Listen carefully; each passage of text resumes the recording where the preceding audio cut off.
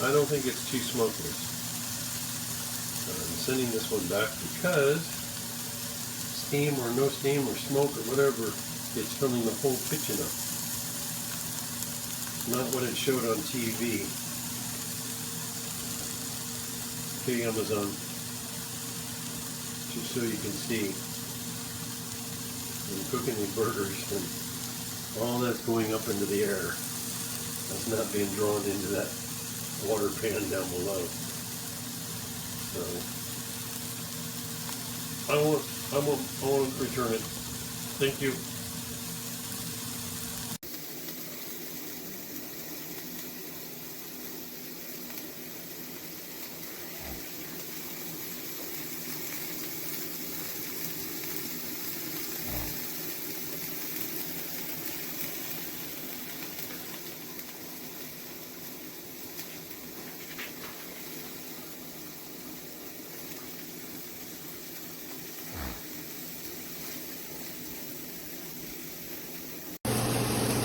Look at that juicy goodness.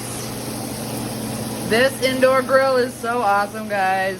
I forgot to take video or a picture yesterday, but look at that char. Oh yeah, it's going in my belly.